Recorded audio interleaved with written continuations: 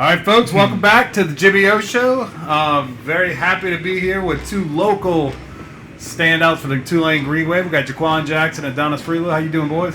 Doing good. Doing good. Glad to be here. Yeah, good to see y'all too, man.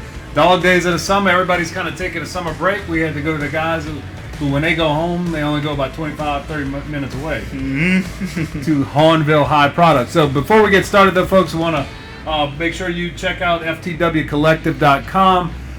Check out what we're doing for these guys and give your support if you can. Big event coming up July 31st. We have our wine and dine with Coach Fritz and the players. It's going to be a great event at Rizzuto's Restaurant. They've been very generous with their space and their offerings, and it's going to be a first-class food and wine experience in a real intimate setting to get to know these guys. It's been my privilege. I do this for free, and the payoff for me is getting to know those great young men and guys who are going to be leaders in our world. Eventually, getting to know them as they're coming up. So it's your opportunity to do that at that dinner. Please check that out. And finally, we're going to highlight our charity organization of the week here for this episode. We're going to go with Son and a Saint. Son and a Saint, both of these guys. You both participated in their different events, right? Yeah. Yeah. Just doing great work with boys in the community. So please check them out if you are so inclined. All right. So with the business out of the way, guys, welcome. How the summer workouts going? Do it first. Well, for me, I've been out for a little while, but it's a blessing to be back, and Coach Hester is definitely amped it up this year with summer workouts, and he's been throwing a lot of new stuff at us, and it's just been a grind and a dog fight, but we're really just trying to find out who the real leaders is on the team and just continue to keep pushing ourselves to our maximum potential. Yeah, no doubt. How about you, Quan? Nah, it's been great, man. I can't even lie to you. We started out in June. We started out with offensive side, everybody together, and then once we started to move over to July, where we just got into July, but moving over into July, we started getting just the position, like skills, bigs, then quarterbacks and the running backs together. But it's been great. From the offensive side, I can speak on that side, but we've been working our tails off. We throw Monday, Wednesday, and Friday. Now we do Tuesday and Thursday, and just getting the chemistry down and just getting to know the new guys. And I'm not even gonna lie, like the freshmen, they coming on great. Like they working hard. I never seen no freshmen like busting their tails and that. And one day, Coach Hester was like, "Man, you seen the freshmen at the Surge?" I said, "Did I?" Like he thought they would have in trouble, but as you can see, if you was there, it was. Oh, they were impressive. Look, I saw somebody from your rival. Kevin Adams show out pretty good at that thing, man. Special player. Yeah, real good.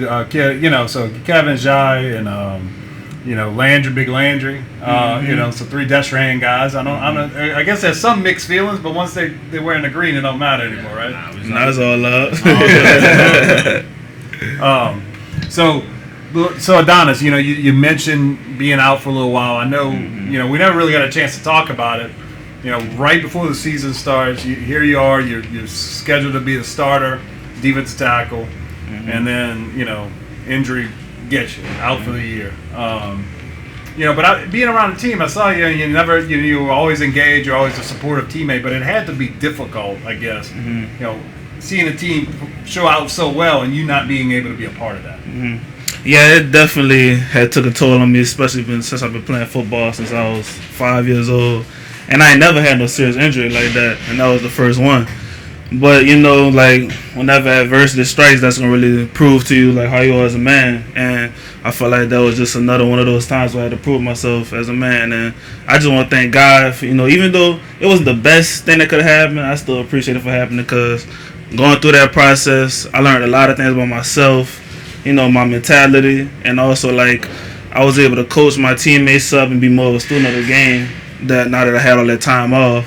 And, even though I wasn't able to play with those guys, it still was a good feeling to watch from afar and see all the success that they had. So, yeah, there's no doubt. And look, I mean, we don't really learn and get better in life if we don't ever have any setbacks. So setbacks are hard in the moment, but sometimes they end up being the most important things that happen to us. Definitely.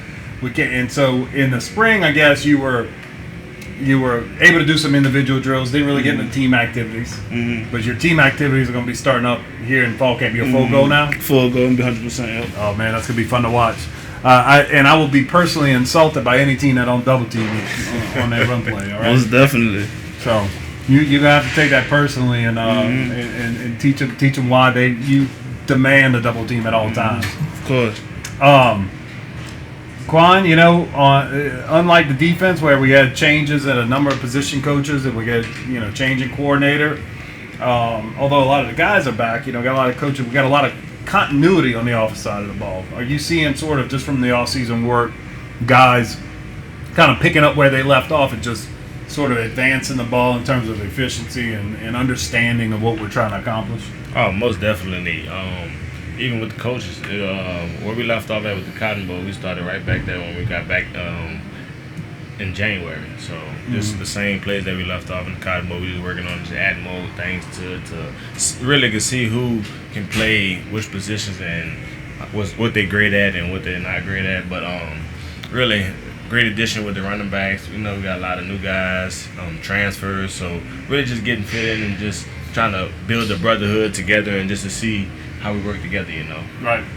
Now, last year you did most of your work on offense, at least in the slot, right?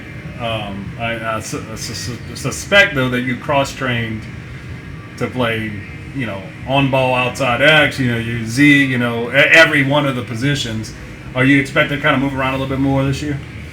To be honest, whatever they got for me, I'm ready to do. You're ready to go. I'm a player who just want to help the team win. It don't matter if I'm outside, inside, the backfield, at the quarterback, center. You know what I'm saying? Even though I might not play the center, I love sincere, but I'm just a guy that just want to win. That's it. At the end of the day, man. I'm just seeing what Coach Nagel do. Like you can see last year, he called the plays last year, and just coming into this year, it's going to be a great season. With we got a lot of great receivers, tight end, running back. O line going to be great. Quarterback position, and I don't know if I say the running backs too. Yeah. So, Rashad, you got Ivy, you got Arnold, you got Shedro, the transfer, Makai. So I think this probably the most depth we ever had, really, like depth. Right. And then thing about this team is fast. Everybody fast. So people got to be on the lookout for that. Right. Yeah, I mean, that's the thing, and I've talked to others about it. It's like, you ain't going to lose very many races to very many people, and you're looking at receiver room, for instance, they got some guys that are every bit as fast as you are, if not faster, right? I mean, and so guys that people might not know. So, you got you and Keys, y'all are the veteran leaders, y'all the returning production, you guys got a big weight to carry. But, like, some of these young guys coming up or coming in, Dante Fleming and Chris Brazel and some of these guys can really get up and go. Right.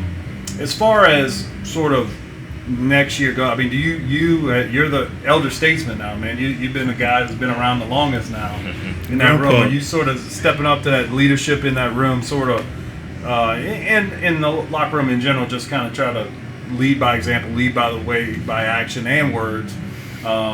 You feel that responsibility. I guess you're a senior now, so most definitely.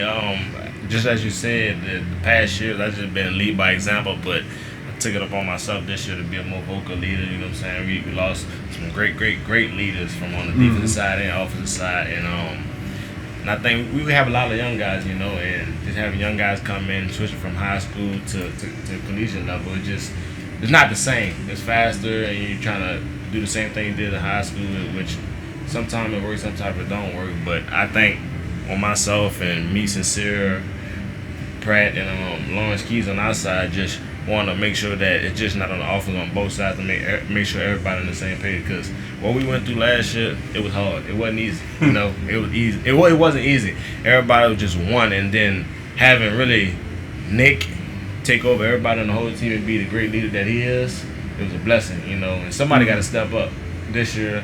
I ain't gonna say to replace him, to be a person somebody can count on when times get bad. Right.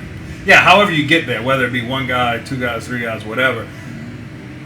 At the end of the day, you got to have 120 people on the same page, right? Or how many of us on the team, but everybody's got to kind of understand that they have their own slice of the overall team, and the team is everything, right? And you can get there different ways, and so I think that's what you're saying is like, look, might not have Nick, but as long as a few of us can kind of be the people that make sure that glue's there, that everybody's on the same page to understand what it takes to be 1-0 each week, you got a chance.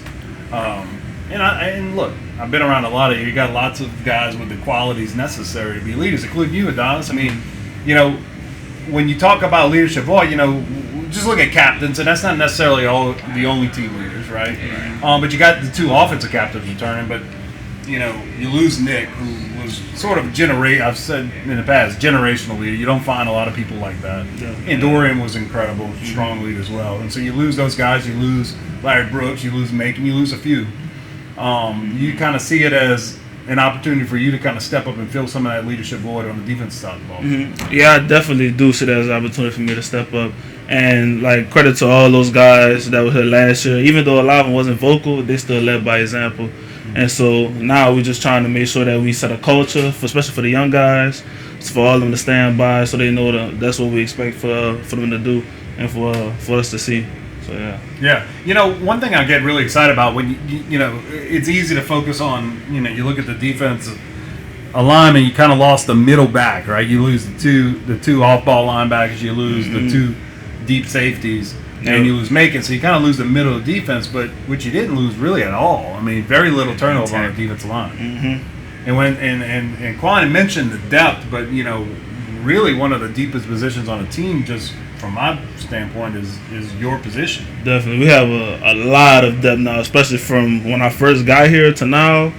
It's crazy. We got at least 4 racks of D linemen for each position: the nose tackle, the field end, boundary end, and we got 4 racks deep. Right.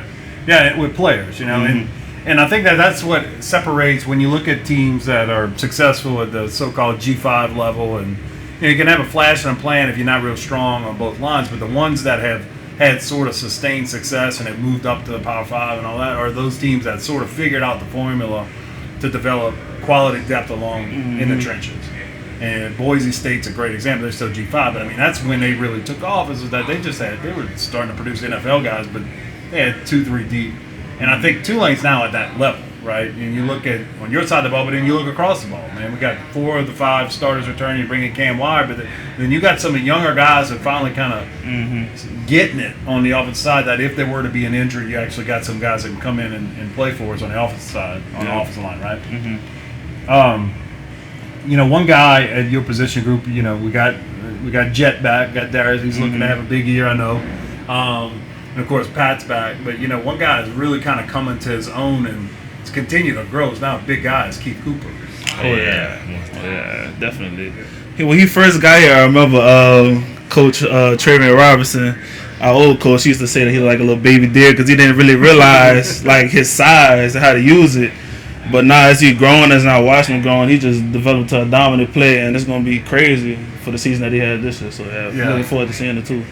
Yeah, look at, and big Cam Hamilton had some moments last year. And you got some guys that redshirted, too, that probably need a little bit physical maturity development. You're seeing that come along. Quan, on your side of the ball, going back to the offense, in that receiver room, the deep receiver room we have, who are some of the guys that maybe haven't put it on paper yet, put on highlight film yet, that you think are going to have big step up or breakout years on catching the ball? All the receivers. All of them. We've been working hard. We just don't focus on just one individual, you know what I'm saying? Just asking back what I said, a team, I and team. And me, even you. I and team, But we've been getting our catches in. It's just from last year to this year, it changed. Everything we do, we up to how many jug football, we catch up the jugs, and then thanks to Coach Fritz and the equipment staff for getting the tennis ball jug machine, you know what I'm saying, to focus on the small catches and not catching the football all the time, and just focusing on the tennis ball. So we catch that 1,000 a week. So we just been upping it, and then we get a little extra work and try to focus on a little small technique. So it's like when you come to game time, it's just muscle memory, you know what I'm saying? And can't wait for this shit. Just taking it one day at a time, not rushing it. Just trying to be better and just trying to be a better leader and a player. Yeah, well, look, to that point, one step here, one step there is everything. Like, I look at your Cotton Bowl touchdown, longest reception Cotton Bowl history. I saw it again this weekend. Just looking at it, it's like, it's one little hesitation and cutback that puts a guy on the ground, and that actually springs it, right? But like, you know, in Adonis, one hand placed in the wrong place is the difference between getting blocked and getting a tackle for loss. I mean, the little things add up. The little things are everything in football. You know, Michael Pratt getting tackled on 4th down against Oklahoma versus picking up the first down on that drive. But, you know, one thing, and we're not giving away game plans here, just logically it makes sense. I mean, when you look at where the production came from on offense last year, and you look at your former roommate moving on, going to show out for the Titans next year, you know, that's a big loss in terms of production. But you look at all the experience that has come back in the passing game, you would expect that, you know, we're probably going to be a little bit more, at least, of a passing team this year. I know if I'm an opposing defense and I see all our RPO, I'd be trying to bait us into running it, not hitting you and Keys on the slants and whatnot behind on those RPO tags. But, you know, I kind of look at it as like, where do we set the standard in terms of how we evaluate it? Well, you look at the game we had against UCF. That's like a lofty goal. But UCF championship game, there were no sacks. There were only about 4 or 5 incompletions. I don't remember, 15, 16 yards of completion. I mean, everything was at a peak level in terms of offensive efficiency in a passing game. I mean, is that I feel like it's not too much to ask to say that like that's where we're looking at, like that's what we can be. How often can we do that throughout the course of the season? Do you think that we can achieve that sort of level of efficiency and explosiveness in the passing game this year? Most definitely. But first, without all that passing and everything, your running back got to be good. Your running back got to make it work. And I'm confident that every running back we got on the roster right now, they can get the job done. Yeah. Most definitely. And so we can open up passing game, go open up the run go open up the pass. Well, the ones we saw, right? Like, and Michael's a threat, obviously, with his legs too. But don't hype him up. I call him Lamar Jackson. He be sliding, but he fast. But tell you what, if now look, it was Blockwell and everything else. But if Mike didn't, he's not Lamar for sure. if he didn't break the 40-yarder or whatever it was, down 14-0 in that combo, I don't know how that goes, but that kind of got the monkey off our back there. But talking about the running backs, you know, if you look, Shotty had a 100-yard game last year. Shotty had a huge run in the Cotton Bowl. Shotty, when called upon, came up big. He had some good carries from like the outer from the green zone, I think Coach Fritz calls it. But you know, 10, 12-yard touchdown runs where he got it in. So Shotty shot. We don't win Kansas State without Ivy's contribution. Right. Ivy had 14, I think, carries in that game. Hard carries. I mean, those boys big, physical. It was hot. If Ivy doesn't grind out, you know, it might have been only about 4 yards a carry, but if Ivy doesn't grind that out for those 14 carries, we don't win that game, right? Mm-hmm. You know, and they got new guys that we haven't seen yet, but they're talented. But, I mean, to your point, the guys that are coming back and the guys that are coming in are more than capable of being very productive runners.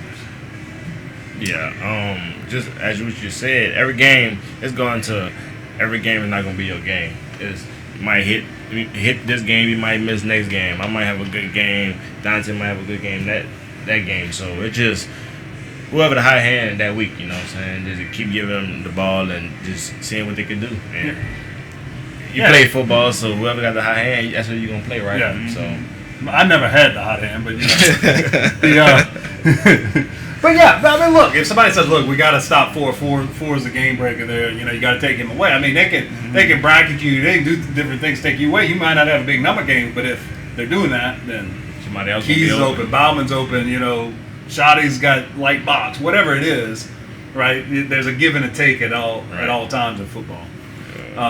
They don't double team Adonis, you know, he's going to wreak havoc. If they double team him, maybe he's going to make the tackles, but somebody else is going to get their shot. You know, Zeus is coming in and getting the TFL. So that's just the way it works. So how are those guys doing behind you, Adonis? You know, Zeus, Corey Platt, they ready to fill those big shoes?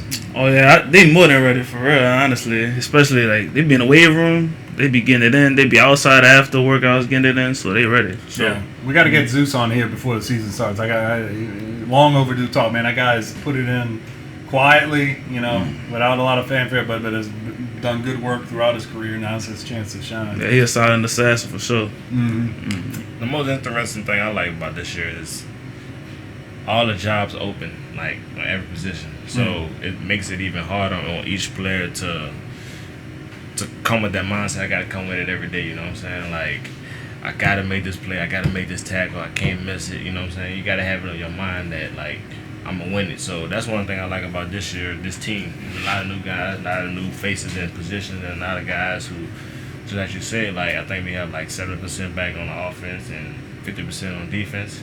So new guys and just gotta work at it. And as you can see at the surge, it was hot out there. And just. But y'all handle it a little better. You know, it speaks to y'all conditioning. The surge last year, there was a lot more vomiting and dehydration going on. Yeah, that's crazy. As hot as it was out there, y'all were able to just handle it better. Right. You know, better honed athletes at this point. So, man, did either of y'all go to Australia?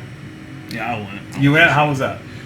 That was an experience. I ain't even gonna lie. That was my first time ever being outside the country, and like all the stuff that we seen and the people that we met out there, it was crazy. Yeah. Yeah, man. I came back with a punter too. I don't know. Yeah, we did. Yeah, we got an did. Australian punter coming. I didn't get to meet him, but a lot of the other fellas had met him. Yeah. So yeah, I ain't get to meet him. That's cool. There's a lot of great punters that come from that area. But we had a teammate from there. We had a teammate from Australia. He never played football. Oh, really? He was this freak rugby player. Yeah. And they're like, man, I mean, this dude was like 275. He runs a 4.6, you know, strong as an ox, you know, like Tim Hornibrook was the name. They're like, bring him in, like, and it took him a while to kind of get the rules of football, but he was a killer on special teams. I mean, he was able to get that sort of faster, and a lot of that's just being more athletic and effort, right? And he was a beast. But yeah, one thing they said, they love sports down there. Like they said, like 95% of their population is involved in sports. Oh, that's cool. Yeah. That's a life-changing thing, man. It's also a very long flight, man. You get up, walk around. 15 hours ain't no joke. I'm actually flying to Hawaii on Saturday, and that's a long flight, but I can handle that. That's like Australia's like another. It's like 2 Hawaii. I feel like if I could take that flight to Australia, then I should be able to fly anywhere and be straight. For yeah, it'd be good. Well, good, man. So, man, I can't wait to watch y'all play. I know one thing I'm not looking forward to. I got to tell y'all gonna be ready for it because that Ole Miss game. I'm looking forward to the game. I'm looking forward to the excitement. We're kicking off at like 2:30. Y'all start hydrating now. Be ready because that's gonna be a hot environment, and I think we'll be more ready for it than they will. We'll see. But hopefully we don't have too many of our old fans passing out in the stands. I think y'all might be all right. Might have to worry about a little bit of our aged fan base a little bit. Right. But that's a good opportunity. I mean, I guess y'all don't. I'm not even going to ask you to go game by game because I know that's not how y'all look at it. But just kind of looking at the schedule ahead of you. Is there any one game that you're excited for some reason? Maybe it's because you got a team, former teammate that's on a team or something like that. Just a random reason why you're excited about any particular game on this slate. All of them. Yeah. Get 12 chances. Right? Get the opportunity to play each one. You know what I'm saying? God give us the same opportunity to play each game, going to go 1-0. You know, I'll say. Gotta get a payback to Coach Hall, man. We have to take the bell back to New Orleans, Louisiana. Facts. That's mandatory. We have to. We need to do that for sure. We took it from us last year, but it's in the past, so we on to this year. But I like that game. I really didn't notice. I think they said LSU was the rivalry back then, but now they got this Southern Miss versus Tulane. But it's always a blessing to go play Coach Hall and the guys that coached at our school, and just the relationship. Playing football, you build a relationship with coaches. And they got Jordan there too, huh? Jordan Joseph, got Ben. So just building that relationship and just seeing them again, and just having that relationship like a father figure, just being a brother, big brother, and just amazing. Just when you see him, it's all love, and we're gonna whip y'all, and all that. Just talk to him after the game, but win, lose, or draw, it's all love. Yeah, he's a great guy, and wish him nothing but the best except for that 1 week this season. Coach Hall, I mean. But you look at that, and I think this is the point we talked about earlier about setbacks. Is down. There ain't no way you felt when that clock hit 0 on that night last year when we got upset by Southern Miss. There ain't no way you can look at that when you're walking off the field and be like, man, this is going to be key to us having some kind of magical dream season for the rest of this run here. Mm-hmm. And yet, a lot of y'all have told me, we don't win the conference championship. We don't win the Cotton Bowl. We don't finish number 9 in the country without that loss. Without that loss. I think it was a. Now I was gonna say, especially from my point of view, like watching that and just seeing how that played out, and then watching Nick talk about how that needed to happen, like that humbled them, and like it really did humble them because they came out there every other week and played their butt off. So yeah. Yeah, well, God works that way, man. You can look at it. You don't have to look further than the Bible to see example of him taking adversity like that and making it into something that changes the world, right? But I mean, that's just the way of life, and it's just funny how that works. And as sick as I felt, and I know y'all felt 10 times sicker. I'll take that trade any day of the week, right? So, but I would. That said, it is time to get the bell back. Oh yeah. For sure. So it's gonna be. Look, the Rocks will be hopping though. They're getting excited about that program again. The Rocks a tough place to play when they're loud. You gotta be ready, but I think y'all be ready to handle it. Oh yeah. So all right, guys. Well, look, I think we could go ahead and wrap this up. We got somewhere to be. We got another engagement. The three of us are gonna go speak to some boosters, and y'all gonna make an appearance, which is great. So folks. Well, I guess one last question. Could do a hybrid. Y'all both have told us your favorite uniform combos and your favorite things to eat. What's the best thing you've eaten in the last month? It could be 6 weeks, whatever. What's the best thing y'all had recently? I don't know if I'm saying it right. I forgot. Turkey and wolf and turkey. We're turkey and the wolf, yeah. Turkey and the wolf. I went to, oh my God, they got the regular bread with the ham sandwich with the cheese with honey mustard with the chips in it. And I eat out. Amazing. That was a winner. I won't go back. I'll go back every week. One day a week, I'll go there. Spend my money. Very good, man. You and was it Bon Appetit? Somebody ran the best restaurant in the country a couple of years ago. Yeah. So you got high class taste. Right. It's crazy because TJ, alumni from Tulane, the D lineman. Mm-hmm. TJ be cooking on TikTok, so every time he plays, he gets on TikTok and it come up, and then so we really get to see what his reviews is and go and really see if that's the same review that you had. So it's amazing. Shout out to him. If y'all go follow the boy, TJ be cooking on TikTok, and check it out if you in New Orleans if you want to find something good to eat. Mm-hmm. I gotta get on TikTok just for that, man. Yeah, he put me on the spot too. Called Pee Wee's Crab Cakes. Okay. It's like around the east area. And I had this one crab cake over there. It was like some shrimp Alfredo on top of it. It was crazy. It was crazy. TJ, I definitely need it. I'm gonna have to get in TikTok only I'm gonna follow one person. I'm gonna follow TJ. Mm-hmm. All right, well that's good. Well, the best thing I've had recently, and the reason I asked the question was Herb Saint. They got this tuna sandwich they do there that's incredible. But it comes with it these pickled cucumbers that come with it. For whatever reason, it was hot outside. I'm gonna tell you. Those pickled cucumbers, fresh cucumbers, like the right amount of kind of kick to them, is in my mind right now. I'm looking forward to getting that again real soon. But well, folks, but that's it. So little, we got our culinary recommendations for you. Be sure to go check out Pee Wee's Crab Cake and Turkey and the Wolf and Herb Saint and any one of our other 1,000 great restaurants here in town. But until next time, we will be looking forward to the 2023 season. Until then, roll waves. Yes, sir. Roll.